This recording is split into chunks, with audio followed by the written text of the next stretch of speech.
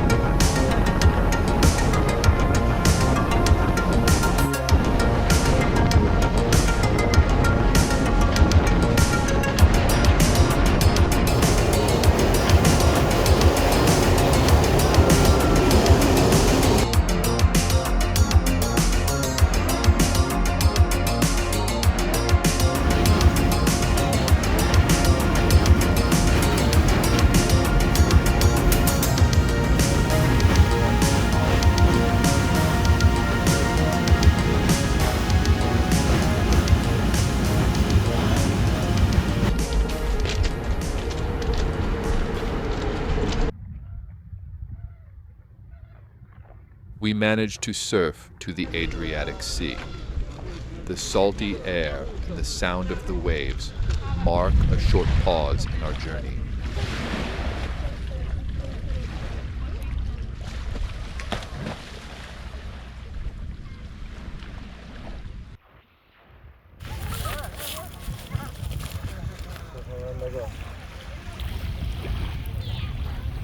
After a quick swim, we walked back to the train station, where we had hopped off just a couple of hours earlier. We want to surf back to Podgorica to catch a train that will take us towards the Montenegrin-Serbian border.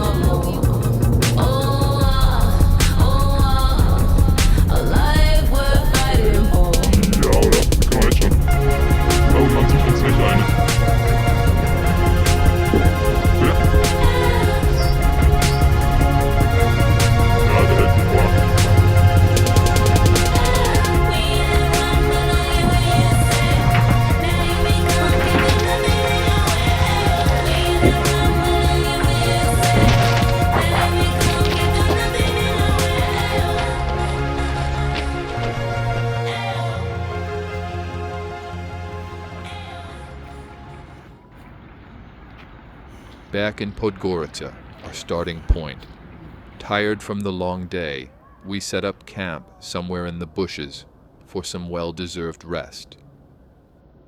It feels good that we managed to catch 2 trains in one day.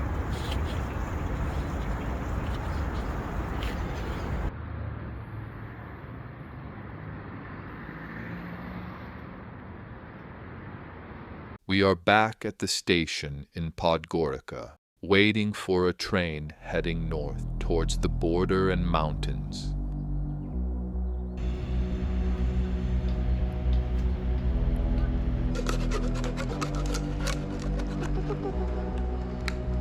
On the way, some stray dogs show up. We give them water and food because who could say no to them?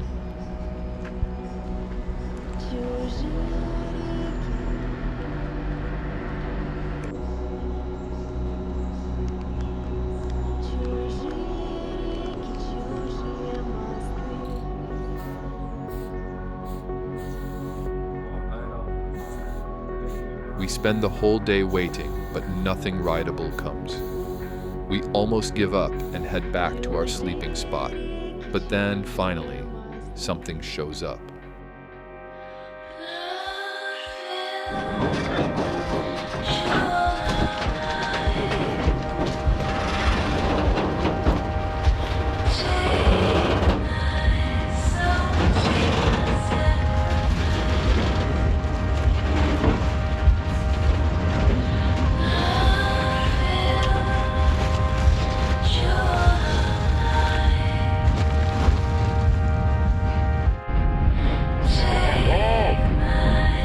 Zwei Züge dabei, das sind 7. Man muss an die Berge fahren. Ist dahin, oder?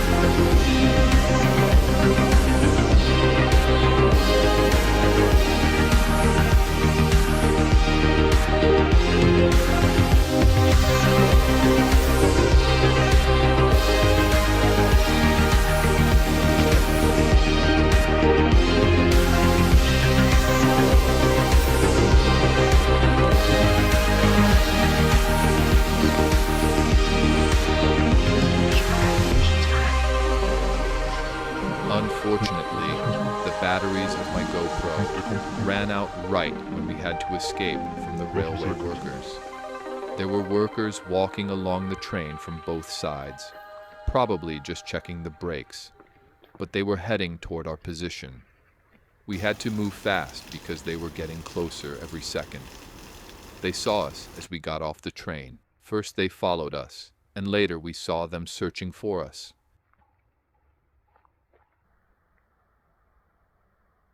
Our last train surf was much cooler than we expected.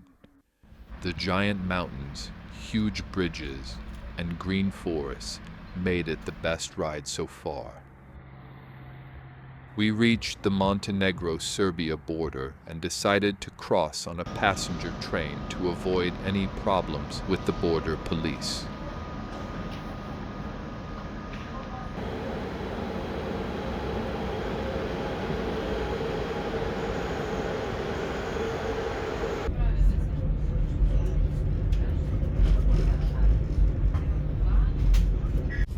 Können wir da rausspringen? So. Naturgenießen. Müssen wir jetzt wieder mal zurückkommen. We made it into Serbia in a small town called Podgorica. The place was full of life, but at the same time very calm. It was beautiful, and we really enjoyed our time here.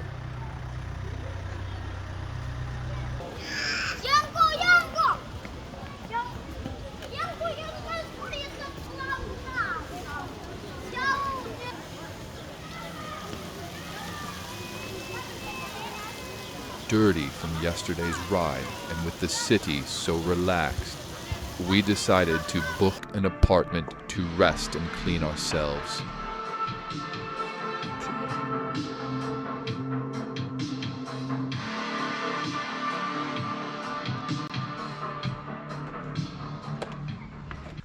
The next morning, we walked back to the train station where we had arrived yesterday.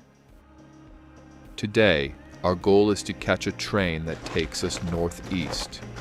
The only problem is that the route we're taking splits into two lines. One going back to Montenegro, where we don't want to go, and the other leading closer to our final destination. So even if we catch a train going in our direction, there's still a chance we'll end up back in Montenegro. It was a calm day, but we didn't have to wait long until a rideable train departed.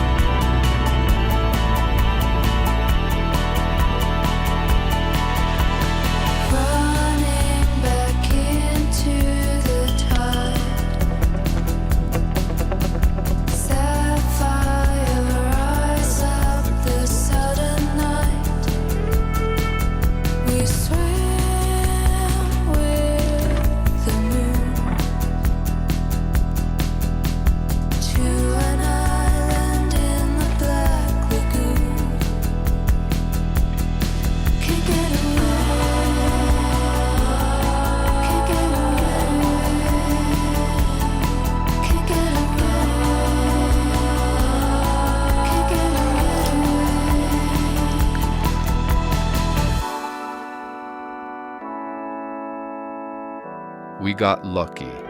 Our train didn't go back to Montenegro, but continued further into the heart of Serbia, just as we imagined.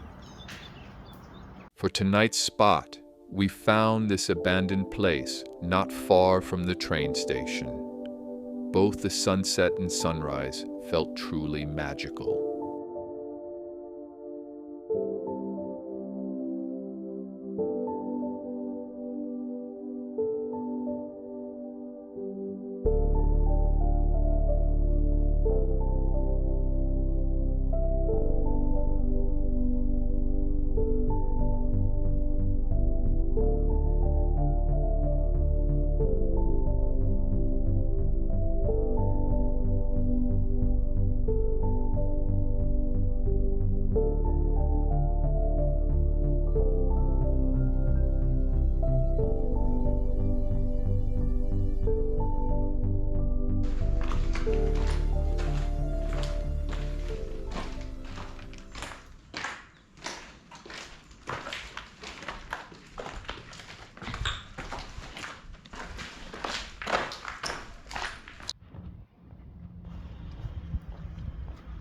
With time running out, we took a bus to the next bigger station for our last and most beautiful train surf together.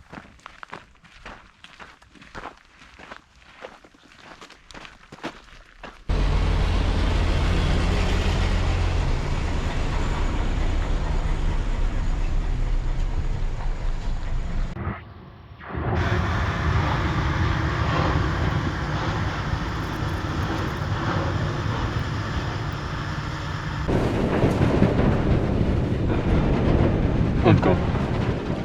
Although this train offers little cover and hardly any places to hide, we still decide to take it and accept the high risk of getting spotted.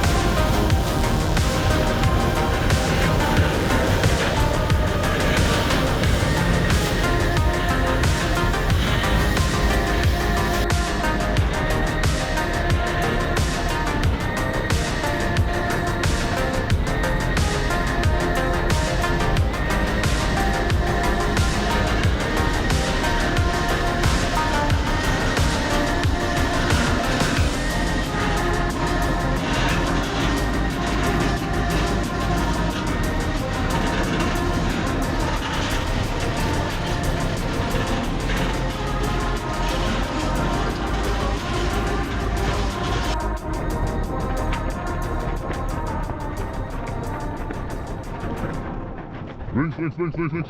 As it had to happen, we got spotted, and the train was stopped because of us. One of the railway workers spotted me on the train and even started running after it, and after us. But somehow, as if by a miracle, no one saw us when we jumped off and disappeared into the bushes.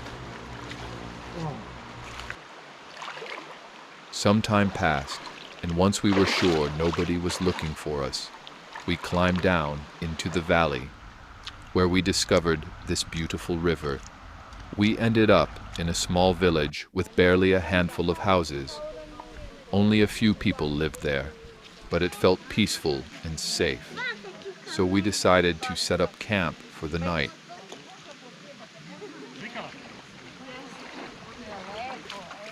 This place felt calm and almost magical. Everything about it just fit. The perfect place to rest after such an intense and exhausting escape.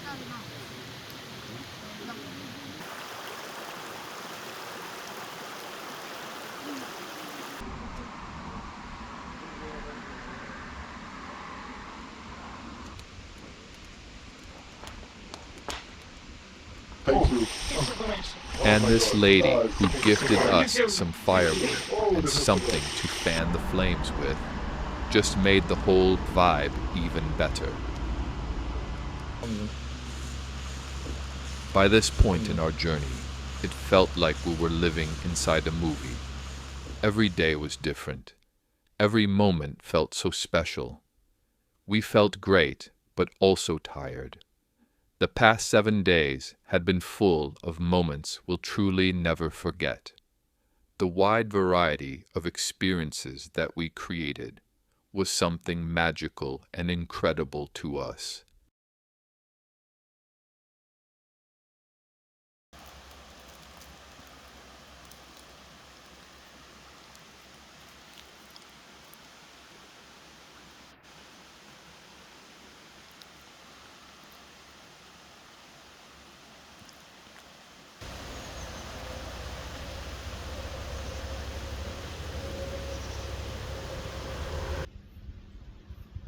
The next morning, we played the waiting game for the entire day, but nothing showed up. Unfortunately, my buddy had to leave soon to catch his flight, so we decided to spend the night in the city.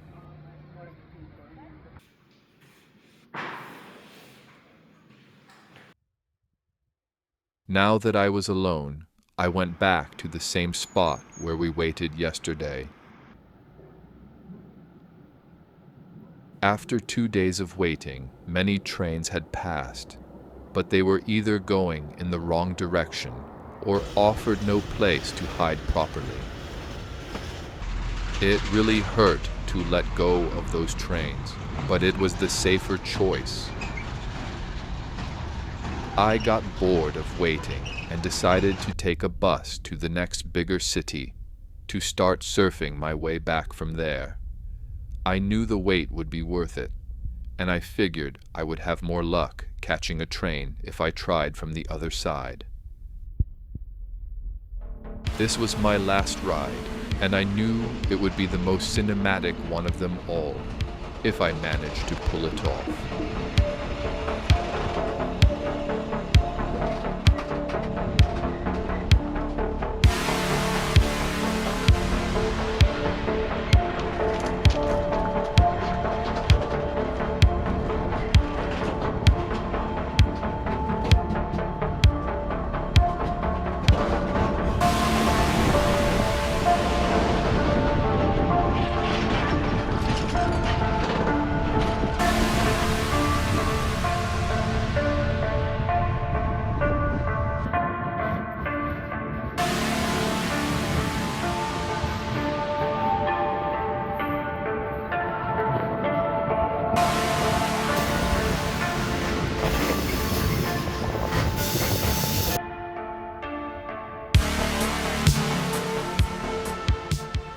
The freight wagon I was in was super uncomfortable. 2 wagons behind, there was one without a net, and with more space to hide and move around. I waited for the train to stop before making my move. I was scared that if someone saw me, I would miss the best ride of this entire journey.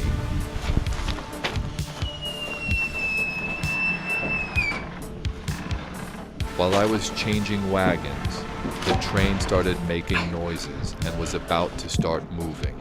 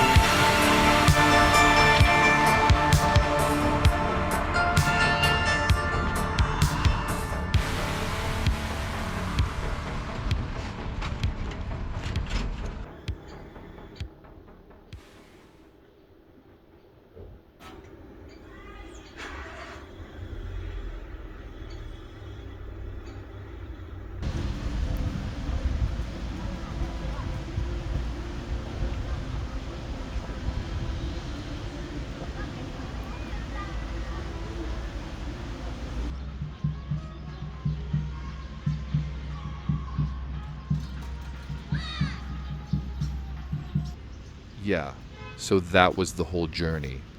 I wanted to do this for so long, and it definitely exceeded my expectations. I'm very grateful to have had this experience. People always talk about freedom, but this truly felt so liberating. It almost felt like my own four walls were just a cage. and my depression was only an echo inside my head. A life worth fighting for.